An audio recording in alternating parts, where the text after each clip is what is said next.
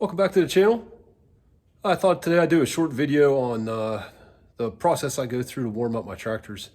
I'm going to fire up the BX here to get some firewood up to the house, and then later on I got to start up the L5240 and just move a little snow. We got a little bit of snow, but it's been windy, so I got a few drifts I need to get cleaned up so the driveway's a little better accessible. But I thought I'd go through the warm up process I use.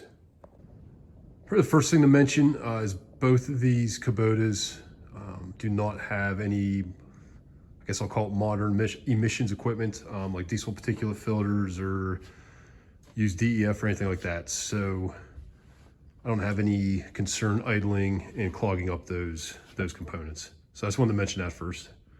I do keep them both in the winter on battery tenders. You can see it plugged in here, and then on the 5240, you can see the cord going in over there. But I do keep them both on battery tenders. That seems to have given me pretty good battery life, but then I'm sure it helps a little bit also starting in the cold. It's about 13 degrees out today, and it got down to about, or I should say 13 degrees out right now. Got down to about 4. 4 was the coldest I saw about 6 o'clock this morning, so it's a little chilly. The BX idles higher than the 5240, so I don't adjust the throttle at all. When it's this cold, I give it about 5 seconds on the glow plugs.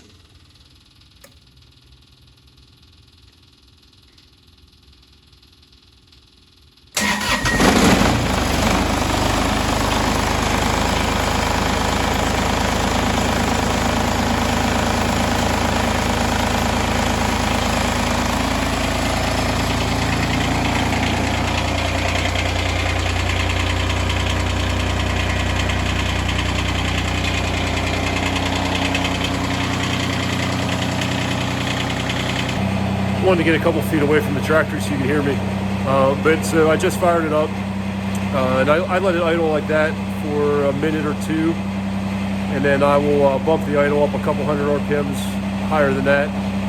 When it's this cold, I'll let it idle at that slightly higher idle for probably 3, 4, 5 minutes, and then I'll show you as I do it, but I'll put the transmission in neutral, and I'll engage the hydrostatic pedal slightly. And you can see if it starts moving that cold hydraulic fluid, you can see the engine RPMs come down a little bit. So I'll do that to circulate hydraulic fluid, puts a little bit of load on the engine, and then also starts to warm that hydraulic fluid up. The BX once it's running smooth, I will back it over by my wood, the firewood, and do the warm up process as I load firewood, so it's not just sitting there running and then I load it. I try at least do that together.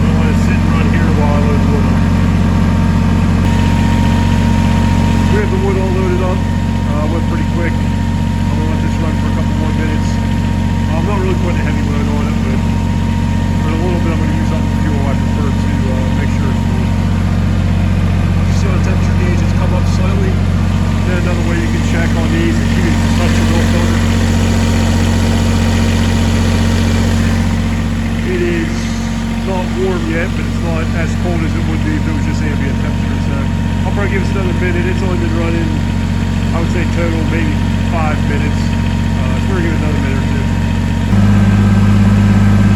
After that last clip, I bumped the throttle up to 2,000 RPMs. You see the temperature gauge is just above the full mark now. So we're starting to put speed in.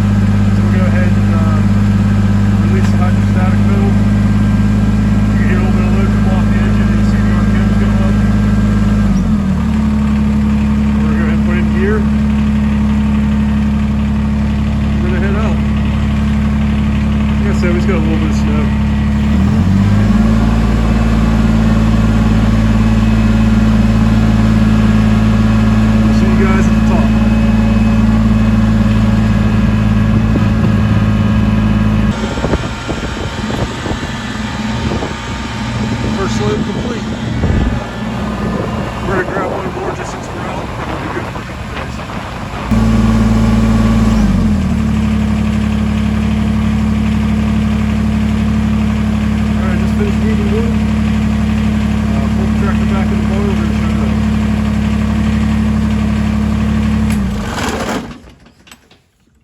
battery tender plugged back in, and it'll be good till I need it again. I'm sure someone's gonna ask or is wondering why I would start this tractor up just to move wood and then turn around and start up the 5240 to move snow. And the answer to that's pretty simple. I just did it for this video. The way I warm the two tractors up is slightly different. So I wanted to do each one. Normally, like today, I know I'm gonna be moving some snow. I normally would just start up the 5240, load it up with some wood while it's warming up, and then use that to take wood to the house. But like I said, just for this video. So we'll move on here to the 5240 now. On the 5240, it idles a little lower, what I would call normal, around 800-ish RPM. So when I'm starting it cold, I like to give it a little bit of throttle. I think the manual calls for half throttle. That's more than I like firing it up cold, so I just give it enough. I try to get up to around 1,000, 1,100 RPMs, and it seems to do really well at that. It'll start right at idle, but give it a little bit. This one has automatic glow plugs also. And I'll set the camera down here when I go to start it. Actually, I'll just climb on the seat. All right, the glow plugs just clicked off.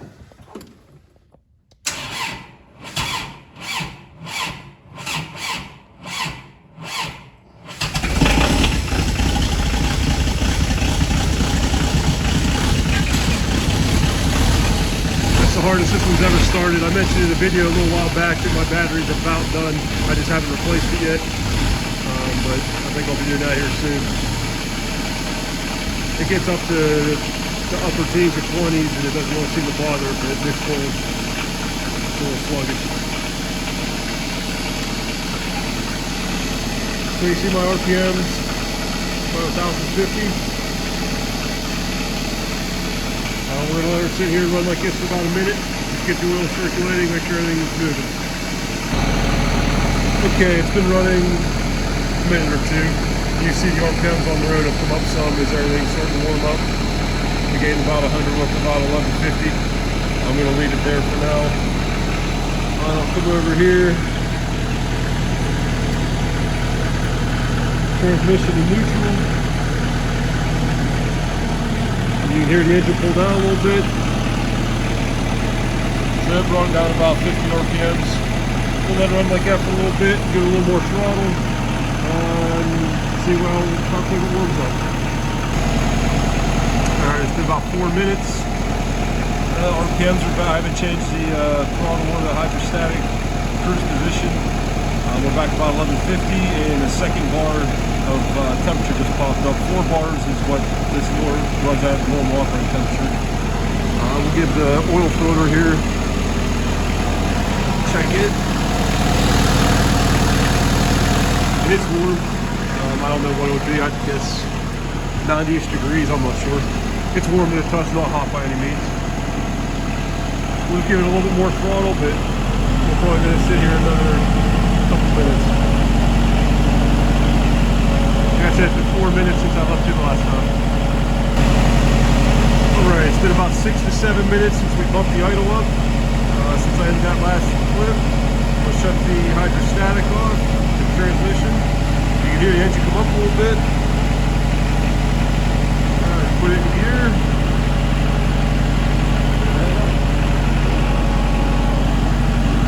I gotta watch as I pull out here that I don't hit anything. I keep this in kind of tight in the winter.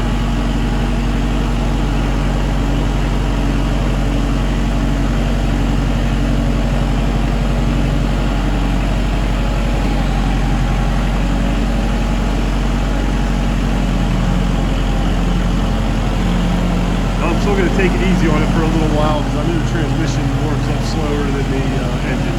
But we'll check back in here when I pull it in and shut it off.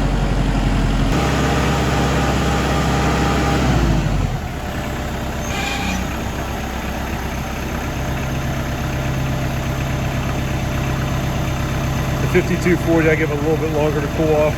I just let the exhaust temperatures cool off through the turbo. Recommended. There's times in the book recommended times. I usually give it a minute or so. This temperature cools off pretty quick. I just push the clutch in. That takes a little load off the engine also.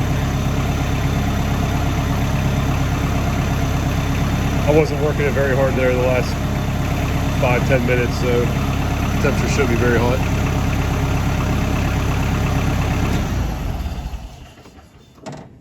It's just a quick video about how I warm up the equipment.